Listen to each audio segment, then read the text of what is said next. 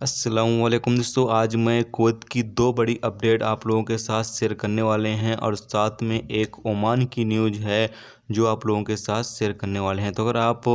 Kuwait या Oman में मौजूद हैं तो इस वीडियो को आप शुरू से लेकर आखिर तक ज़रूर देखें, क्योंकि ये वीडियो आप तमाम लोगों के लिए काफ़ी ज़्यादा इम्पोर्टेंट और काफ़ी ज़्यादा अहम होने वाली है। तो चलिए फिर बढ़ते हैं वीडियो की तरफ। अपडेट यह है कि कुवैत में एक नामालूम इंडियन डोमेस्टिक वर्कर जिसे कुवैती ने गोली मार दी। माना जाता है कि जो डोमेस्टिक वर्कर थी उसकी उम्र 30 साल के आसपास है और उसे अदन अस्पताल में आईसीयू में भर्ती कराया गया है। अभी जो कुवैती शहरी ने गोली मारी है उसको भी गिरफ्तार कर लिया गया है। बताया जा रहा है कि उसका जो दिमागी संतुलन है वो ठीक नहीं है, जिसकी वजह से उसने नौकरानी पर 2 गोलियां दाग दी, जिससे नौकरानी जो है वो खून से लथपथ हो गई और उसे अस्पताल में दाखिल करा दिया गया है और अभी बताया जा रहा है कि उसकी हालत जो है वो बेहतर हो चुकी है।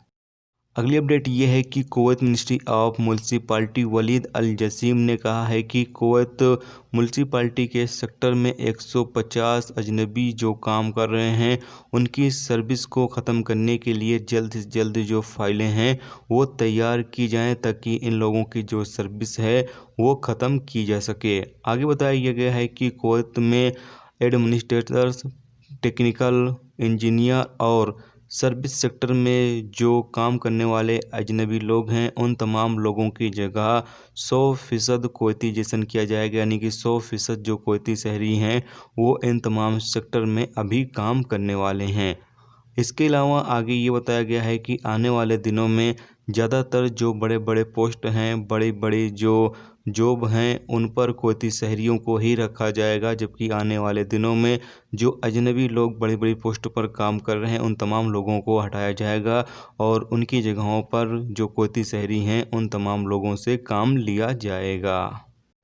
अब बात कर लेते हैं, जैसा कि आप लोगों के सवाल आ रहे हैं कि भाई क्या इंडिया से कुवैत के लिए डायरेक्ट फ़्लाइट ओपन करने के हवाले से इंडिया सरकार को इस सरकार से बातचीत कर रही है, क्या ये खबर सही है या गलत है? तो आपको बता दें कि अभी तक इंडिया सरकार की तरफ से या कोई सरकार की तरफ से कोई भी अपडेट जो है वो जारी नहीं की गई है जिसमें बताया ये गया हो कि इंडिया सरकार को इस सरकार से एयर बबल एग्रीमेंट के तहत फ़्लाइटें ओपन करने के हवाले से बातचीत कर रही है, क्योंकि ये पाबंदी जो है वो कोई सरकार की तरफ से लगाई गई है और कोई सरकार ने ऐसा नहीं है कि सिर्फ इंडिया पर ही पाबंदी लगा कर रखी है। कोई सरकार ने 34 देशों पर पाबंदी जो है वो बनाकर रखे हुए हैं और अभी तक कोई भी अपडेट नहीं है कि कोई सरकार इन 34 देशों की जो पाबंदियां हैं वो कब तक ख़त्म करेगी। लेकिन जैसा कि आप लोगों के जो कमेंट आ रहे हैं कि भाई क्या बातचीत चल रही है या नहीं चल रही है, तो आपको बता दें कि मेरे पास तो ऐसी कोई भी अपडेट नहीं है जिसमें मैं ये बता सकूं कि इंडिया सरकार जो है वो कोई सरकार से बातचीत कर रही है एयर बबल एग्रीमेंट के तहत फ़्लाइटें ओपन करने के हवाले से। इस हवाले से मेरे पास कोई भी अपडेट नहीं है। अगर कोई अपडेट होगी तो इंशाल्लाह आप लोगों के साथ शेयर ज़रूर करेंगे। दोस्तों अगली जो अपडेट है वो ओमान के हवाले से है कि ओमान में फिर से कर्फ्यू जो है वो लागू कर दिया गया है। खाड़ी देश ओमान से एक बड़ी खबर सामने आई है, जहां देश में कल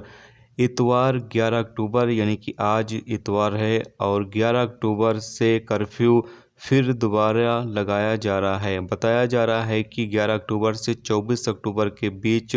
दुकानों और पब्लिक स्थानों को बंद रखा जाएगा। ये पाबंदी यानी जो कर्फ्यू की टाइमिंग है वो बताई गई है कि रात 8 बजे ये कर्फ्यू लागू होगा और सुबह के 5 बजे तक ये कर्फ्यू जारी रहेगा। खाड़ी देश ओमान के सरकार ने समुंदर के किनारा जो होता है जिसको खोला जाता है अक्सर लोगों के आने जाने के लिए, उसको भी बंद रखने का फ़ैसला किया गया है। तो ये एक बड़ी अपडेट है कि ओमान में कर्फ्यू जो है वो दोबारा लागू कर दिया गया है। तो ओमान के जो हालात हैं वो अभी ठीक भी नहीं हैं, क्योंकि ओमान में दोबारा से कोरोना वायरस के केस जो हैं वो बढ़ने लगे हैं, जिसकी वजह से एहतियात के तौर पर कर्फ्यू जो है वो रात 8 बजे से सुबह के 5 बजे तक जो है वो फिर से लगा दिया गया है।